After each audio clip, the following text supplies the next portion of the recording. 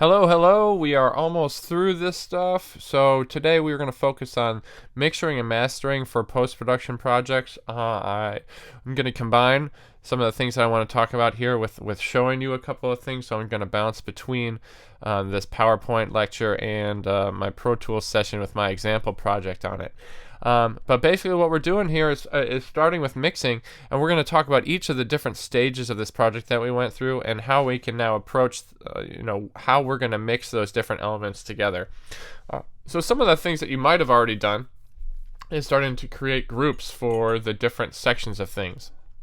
So all the background sounds for each location should be in a group of their own. That way when you mix the levels of each individual element, then you can select the group and then move the whole group in one swoop, basically.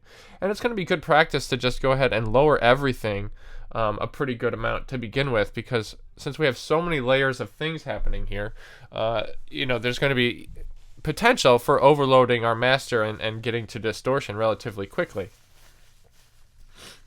So going ahead and lowering all those tracks is going to be a helpful way to get started. Okay, so then we're going to talk about the backgrounds to start with. So we're in the mixing zone, right? We've got all the elements where they need to be. Now we need to start mixing and balancing everything. So obviously we're going to balance each element with one another in relation to each other, and then we're going to balance the groups of backgrounds together. Another thing that you have to think about is panning. The backgrounds are generally going to be stereo audio tracks, so they should be panned hard left and right so they take up the widest amount of space in your mix, so that we're surrounded by the environment that we're sort of describing. Okay, so and then I've got here each one of these sections that I touch on is going to have a little place where we talk about automation. And automation is basically how we're going to make adjustments while things play back. Okay, we're gonna change things a little bit. So what I'm talking about here, if we look in Pro Tools, is I've got my video, and then if we look specifically at my background sections, which are up here, so I'll make these a little bit bigger. Shift Option as selected, and make them all a little bit bigger. So you notice that when I pan these, they're all panned hard left and right. That's what we want. Stereo audio tracks, hard panned, left and right. Those are for the backgrounds. Okay, now the automation part of it, well, maybe the wind, we want the wind to pick up a little bit here and there, or we want the thunder to only be there for a little bit, and we're going to make some changes to that. So what I'm going to do is make a selection of the pieces of audio that I'm working on, right? Shift Option, solo these. And then what I can do is, see here where it says read, this little button? This is my automation mode for these tracks. All right, and automation modes work a little bit differently. Right now it's just in read mode, which means that it's just going to read through any automation that I've created and play it back as such. I think I'll jump ahead here to where I explain the different parts of automation. There's a couple of different modes that we can go through. So touch is when, whenever I start making an adjustment to something, then it's going to start writing that automation. I'll show you what I mean. So let's say here's my insects. All right, I want my insects level to change over time. So I'm going to change my automation mode to touch. And then since it's volume that I'm going to be adjusting, I'm going to change my track view to volume. So now when I make these adjustments, you'll be able to actually see how the changes are made. So I'm going to start making adjustments to volume here by clicking and dragging up and down, and you'll be able to see in red this line will change over time.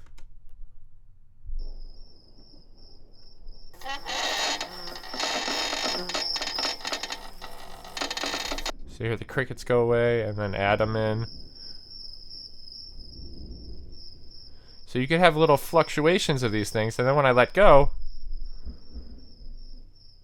the red right, this goes away, and it just goes back to where it was and stays there. And when I hit stop, I've got this automation. All right. Now there's a difference between the different modes. So latch is going to allow me to work just like I was in touch mode, except for when I was in touch mode, as soon as I let go, it went back to where it was. Okay, in latch mode, I can make adjustments, and then it will leave it where I left off. So let's change it to latch and just show you what I'm talking about. Okay, so just like touch mode, it's going to start making adjustments.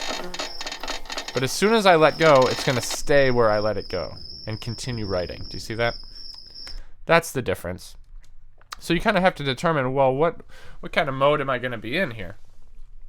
And then write mode just starts writing no matter where you're at. So I start playing back, and it's going to immediately start writing. See that? It already was. And it's going to keep writing all the time.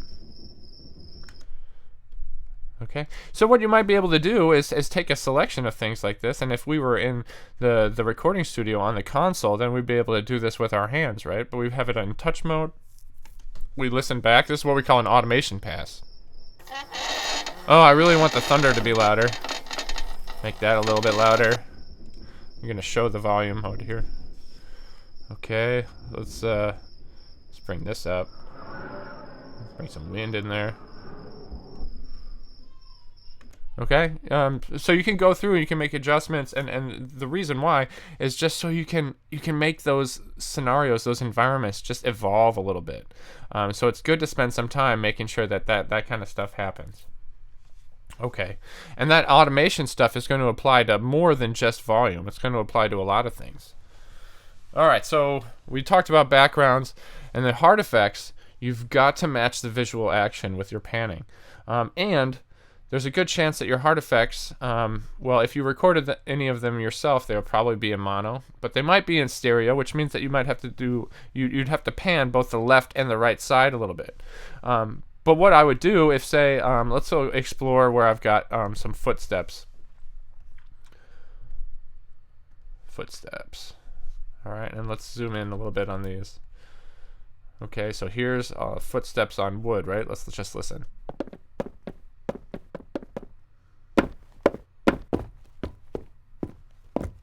All right, that's actually a perfect spot to sort of show you. So right here at the abandoned street, he's kind of coming from just left of center and jumping down to the right. So what I want to do here is change my view to pan and change my automation mode to touch, or probably latch, so it stays where I left off. All right, and what I'm going to do is just start adjusting pan left and right based on what I'm seeing here. So I know that it should probably start a little left of center. So let's go ahead and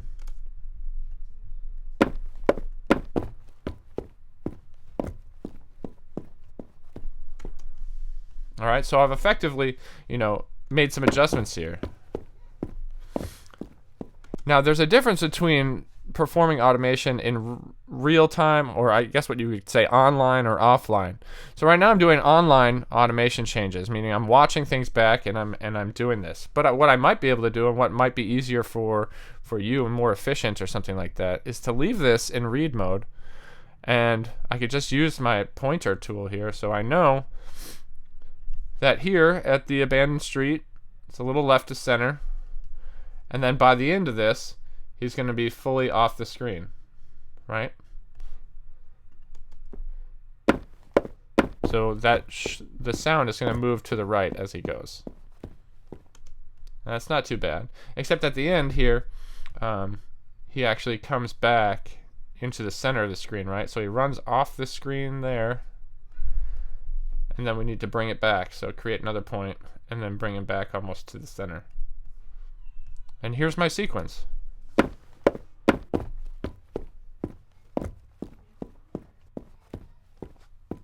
Pretty cool, and that doesn't take too long to do, and it's going to be important for character movements like that, or if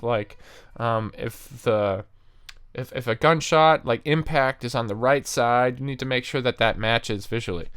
So all sorts of ways that you can do that.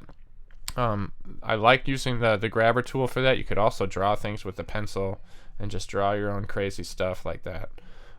So lots of different ways to approach it, but you got to make sure that that's done. Okay, and then the ADR is interesting. I mean, unless somebody is whispering into your left ear, that's probably still going to be front and center. So you're going to want to make sure that that ADR ends up in mono and that is centered. You got to make sure that it is louder than everything else. So that might mean lowering everything else a little bit. So creating those groups and being able to easily lower everything else except for the dialogue. And then you might just have to do an automation pass and just ride that fader and make sure that it's sort of peaking above everything else pretty well.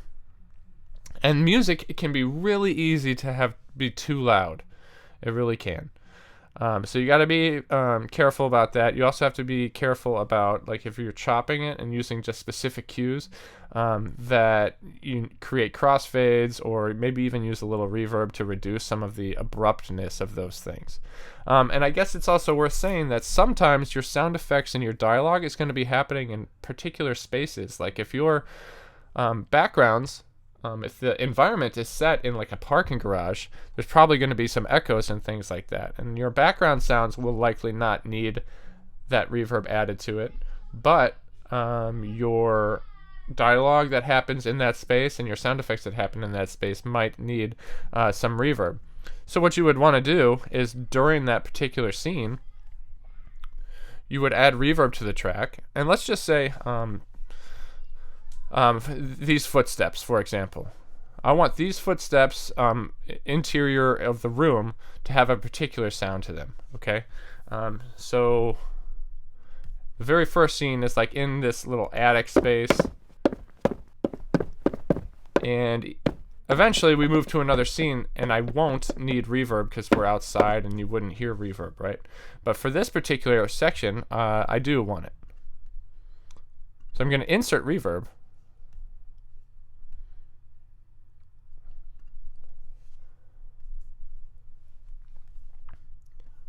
And I mean, I might want to dial back the wet dry thing. I don't want it to be too crazy. Let's make it a small room. Alright, if I bypass this is what it sounds like without it. I think that's pretty cool. So that's what I want, but I also want to make sure that it goes away, right? So I only want it to last a certain amount of time. The way that we can do that is right here in this auto section. That stands for automation. I want to have control over the bypass button. Okay, so I'm going to give myself control over that. Here, once I hit this little double pane window, I get a list of all the different parameters that are on this particular effect, right? And what I'm doing here by making a selection is saying I want to have an automation lane. I want to have a view where I can control that little line across, where I can control the bypass. So I'm going to add that. And when I do, and I hit OK, and I go to change my track view, I have master bypass view. So now it's on, but I want to turn. I want to hit the bypass button at a particular moment, right? And that moment is right at the scene change. So check this out. You're going to see this bypass button turn on as soon as we move to the different location.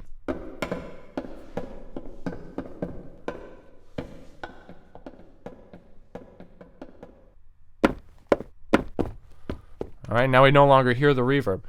So that's an easy way to place a effect such as reverb onto a track and have it only be effective in certain spots.